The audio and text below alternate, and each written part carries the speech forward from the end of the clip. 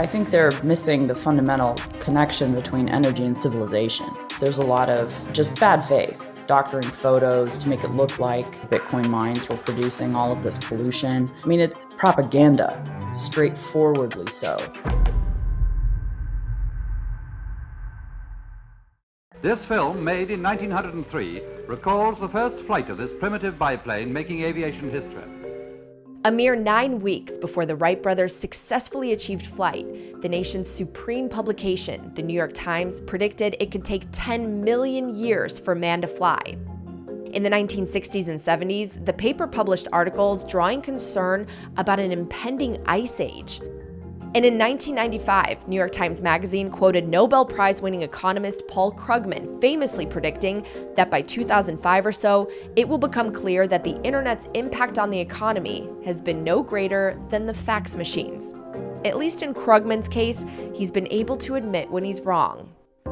The New York Times and other major publications have a track record of rejecting the promise of new and disruptive technologies, so it shouldn't come as a huge surprise that the Times got it wrong, at least for now, about Bitcoin, a civilization-changing technology on par with discovering electricity and inventing the internet. Being an enemy of a technology is a fairly dumb way to waste your time because you're not in charge of whether a technology is adopted at any meaningful scale. Bitcoin devours energy and others pay a price, declared the New York Times on April 11, 2023. It's a dramatic headline and piece that takes aim at the amount of energy consumed by Bitcoin mining. I knew that they'd been working on this article for a while, so it did not come as a surprise at all. Pierre Richard is vice president of research at Riot Platforms, which operates large-scale mining facilities in Texas, and was one of several miners blasted in the article. The Times claims Bitcoin miners put excessive pressure on power grids, create immense pollution, avoid taxes, and cause higher electricity bills for everyone around. But Richard and other critics of the piece say the reporter's data and methodology is severely flawed, misleading, and at times outright false. Even more concerning is the paper clearly lacks an understanding of why Bitcoin's energy use is so critical. The only reason Bitcoin is decentralized is because of the electricity consumption it has. All of the other systems, they sacrifice decentralization in order to avoid this energy consumption. In a way, attacking Bitcoin's energy consumption is a way of attacking its decentralization and trying to bring this whole monetary network under the jackboot of folks who want to control other people's lives. Bitcoin introduces a cost to creating money, a cost in the form of energy. It levels the playing field and prevents the corruption of currency and the monopolization of power that comes with being able to print money out of thin air the way central banks do. By introducing the units onto the ledger in a way that is costly through proof of work, you remove the possibility of monopoly profits from the issuance of the currency. And that's called seigniorage. I love the New York Times. I'm a New Yorker, but that was the most irresponsible piece of journalism I've ever seen. As CEO of the carbon-neutral Bitcoin mining company Sphere 3D, Patricia Trumpeter is committed to helping the public better understand the industry as a whole, how it consumes energy, and Bitcoin mining's benefit to local communities and economies. I think there's really two big misconceptions with mining. One is we're sucking all the power from the grid, and number two is that we are contributing to carbon emissions. So let's take those one by one. The electricity, it's the only industry that can return power back to the grid within 10 minutes. Load balancing stabilizes the supply and demand of electricity on a grid. Since unused electricity can't be stored, it essentially goes into the ground, wasted when supply exceeds demand. On the flip side, when there's a surge of demand putting pressure on supply, few industries can respond quickly by shutting off their use of power. Bitcoin mining is one of the only electricity consumers that can respond at a moment's notice to reduce demand and keep the grid balanced and more resilient.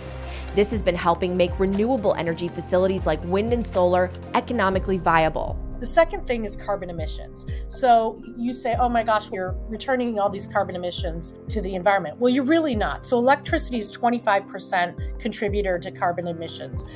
The biggest contributor is transportation, that's 27%.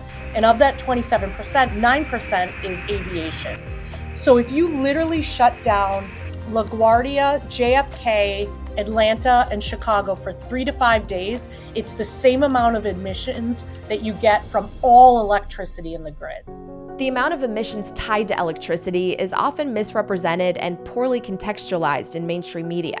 Bitcoin mining itself, as Richard pointed out in his viral satirical video responding to the New York Times article, is just as emissionless as electric vehicles. I think the science is conclusive. The data shows Bitcoin mining does not emit any CO2. Even the most unlikely of sources, the World Economic Forum, is actually recognizing the value of Bitcoin mining in areas like reducing methane emissions. Bitcoin miners can capture stranded sources of natural gas that normally get flared or vented into the atmosphere and use it to generate electricity to mine Bitcoin. Less methane gets released, which, by the way, is more potent than CO2. If we want to literally just scan the horizon for low-hanging fruit, like what can we do right now?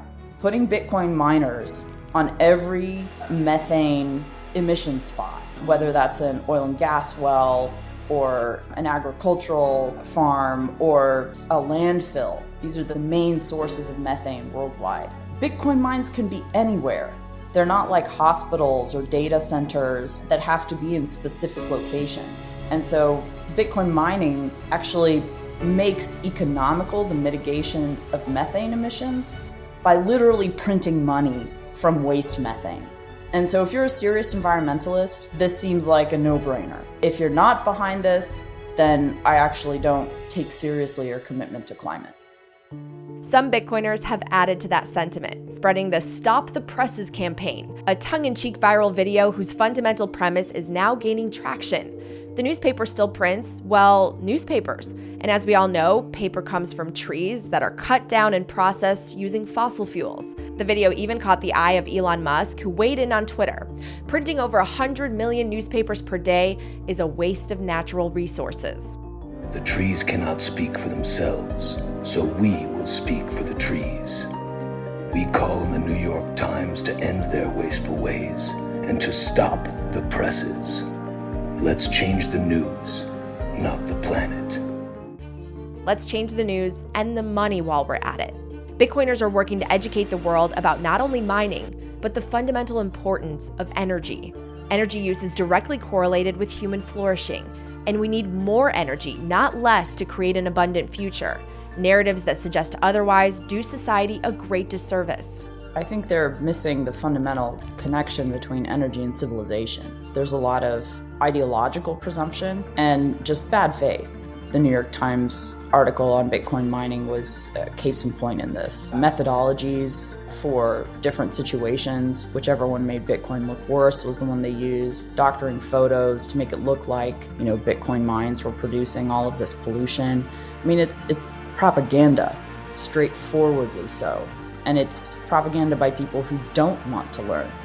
That type of propaganda raises concerns that centralized powers, whether they be governments, national media, political and corporate elites, are essentially reaching into markets to choose winners and losers, deciding what constitutes as a good use of energy versus bad. I think about streaming internet porn as the base case. Like, defend the use of that. It's using energy, it uses a lot of energy. I think that having permissionless hard money with a fixed supply that protects anyone against debasement of their currency worldwide, allows anyone access to a payment system. Fundamentally, this is transforming human existence, the ability to send value from peer to peer, from anyone to anyone else, in the way that the internet allowed us to send information from anyone to anyone. It's a fundamental transformational technology. So of course I think it's valuable. If you don't buy into it. Markets decide what's a socially valuable use. I do not want a central planning committee to say what is and isn't valuable. The foundational premise of the Enlightenment era political revolutions, of which the American project is one, is that power is not to be trusted. Period. End of sentence.